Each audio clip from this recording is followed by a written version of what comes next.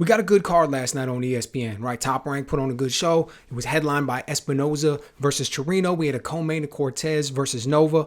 Quality fights that mattered in the division. But I got to be perfectly honest with you. What was exciting me going into this one, the fights that I was looking forward to, they were on the undercard.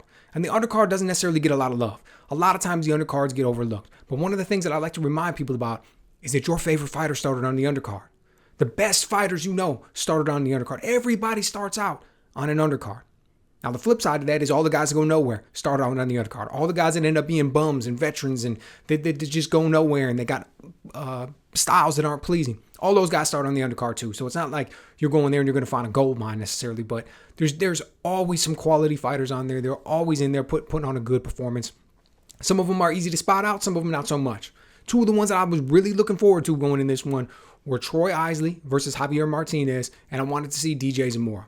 Right, Troy Isley versus Javier Martinez, that was one of those ones that was a little bit easier to see that it was going to be a good fight. Troy Isley was a guy that was a little bit easier to notice as he turned pro by him having the pedigree of being in the Olympics. But both of these guys are highly skilled fighters, right? Both of these guys have the technique, they have the skills, they know what to do. I was looking at this, and these guys are early in their careers, both undefeated, and you're like, man. During the fight, the announcing team was talking, and one of the things they said was, this is a pink slip fight. Okay, Robert Garcia came out and he said if both of these guys were just performing at the highest level, if both of these guys were looking great, Top Rank wouldn't match them up at this point in their career. And that's just a money move. It's as simple as that. Top Rank wouldn't do it because it's not the best way to make money. If you've got two young guys who are both looking great, both looking like they have a tremendous amount of potential and promise, you're not going to match them up too early. Let them keep those undefeated records. Let them keep going parallel to each other. They're building their careers parallel to each other in silos, right? And then maybe later on they can meet.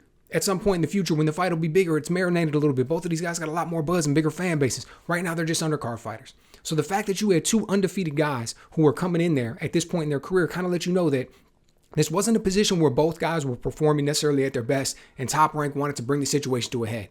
They want to put both of these guys together, and it's like, dude, the guy who wins this one, he's going to get a secondary belt, and he's going to potentially set himself up for a world title shot in the very near future. The other guy, man, you're going to have to go back to the drawing board and reevaluate your career. Because now you've reached one of those key steps in a young fighter's career, right? You come out and maybe your first 3, 4, 5, 6, 8 fights. You're not really fighting guys that are that skilled. You're not really fighting guys that are that good. If you were a seasoned amateur, if you fought in international competitions, if you fought in the Olympics, there's a high likelihood that you fought some better guys in the amateurs than you would be fighting in your first 6, 7 fights in the pros. But there comes that point. And your promoter, your manager, your guys, it's going to be a little bit different for each fighter as far as which point it comes in based off of your skill level and your trajectory and everything else. But there comes a point in every fighter's career where you need to make that first step-up fight, right? You need to go out there and you need to prove it against another guy who's not a tomato can. He's not a bum. He's going out there and he's been able to put on good work, and you need to go out there and do it.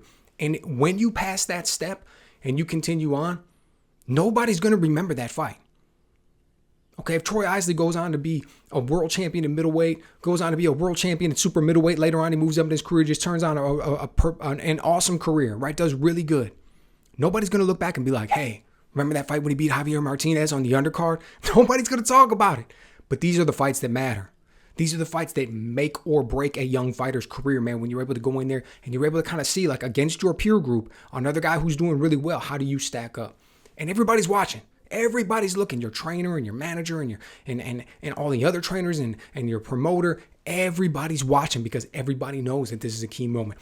And dude, Troy Isley showed up big. Dude, I loved what he brought tonight. Dude, the work that he's putting in with Bomac and them and the way that his career is, his technique is progressing and everything. Dude, he looked awesome. He was out there, he was moving around on the balls of his feet well. I love the angles that he was working both in and out. Love the way he was setting up that right hand. I mean, anytime you got an orthodox fighter in a southpaw, you're going to have that open stance, and you're going to have that backhand's going to be there, right? Right hand if you're the orthodox fighter, left hand if you're the southpaw.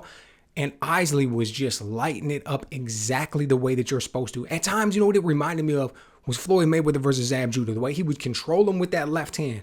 Wouldn't necessarily work it as a jab at times. He's just kind of controlling him, putting it out there, either touching the gloves, trying to touch his head or whatever, and then he's constantly mixing up the right hand, shooting it to the body, shooting it upstairs, hooking it back around the guard, hitting him up top with it, hooking it around behind his elbow and catching him to the body. Great stuff out there. You know, he's constantly working angles and moving. He knows how to go forward and apply pressure. He knows how to work every time Martinez tried to rest. He was countering well. Great stuff. Great stuff the way that he was doing it all. At times he seemed to have a little bit of lapse, right? At times he was staying still after his shot. At times he was allowing Martinez to back him up. At times he was allowing Martinez to get off a little bit. And it's going to happen when you're fighting against a skilled fighter. Bomac was giving him phenomenal instructions in the corner. He looked like he was listening and doing well.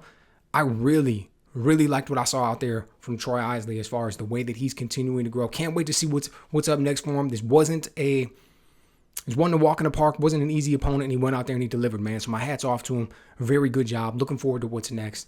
And earlier in the card, we saw DJ Zamora. Now, the reason this one stood out to me, a couple of reasons. Number one, he had just got signed to Top Rank. This was a guy who turned pro young down in Mexico. Eventually, he got signed to PBC. He was there for like 4 or 5 fights. Now, he just got signed to Top Rank. This was his promotional debut. 12-0 with 9 knockouts coming into this one. But the Instagram post that Top Rank made said that, right? DJ Zamora just signed to a contract. He's making his promotional debut. Andre Berto left a comment, and it said, I'm paraphrasing here, but he said, man, this dude is a young savage. This is one of Las Vegas's best kept secrets. And that's high praise coming from a former world champion, man. I mean, Andre Berto's seen it all. He's been in there with everybody. Love the fight that he had with Victor Ortiz. Know that he made a big payday for Floyd Mayweather's last fight when he went 50-0 and got that cash out, man. But Andre Berto was around a long time, and I used to love watching him fight. So the fact that man will come out and give that type of praise really made me look at him. I also wanted to see how he was going to look, just at this promotional debut. And he came in and on paper, he had this dude overmatched, right? I mean, Zamora was literally like a 25-1 favorite.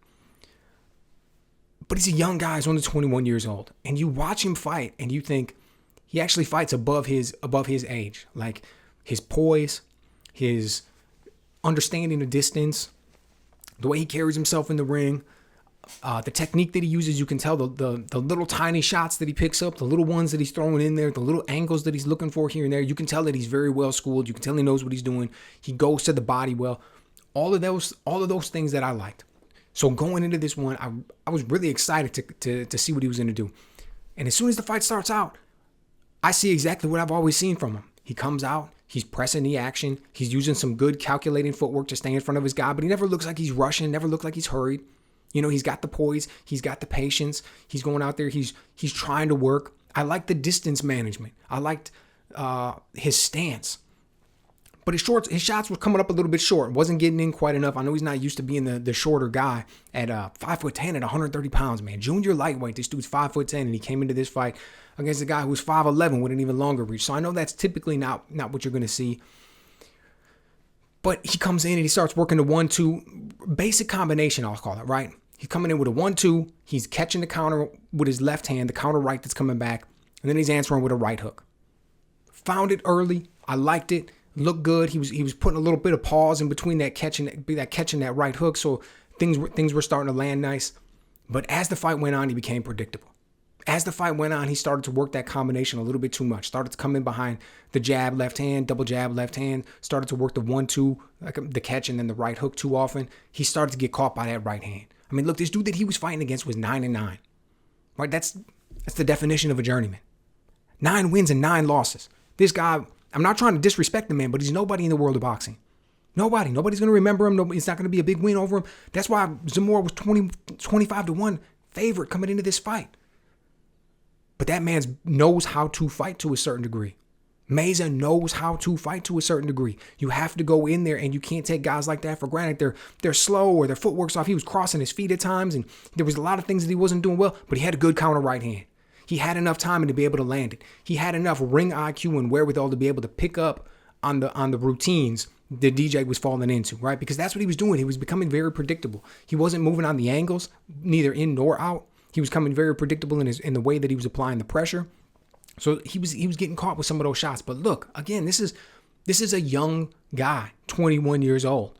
He might have had butterflies going into this one because he had always wanted to sign a Top Rank, and this was the promotional debut. There could have been a whole bunch of things going on. The scorecards were bogus too, by the way, man. I don't know how in the world 2 of these judges gave DJ Zamora every round. I had him winning the fight. There were definitely some things that he did good, But he did not win every round of that fight. Even the third judge only gave Mayza 1 round. So I didn't agree with that, but I did have him as the winner. So at the end of the day, the right guy came out with the W.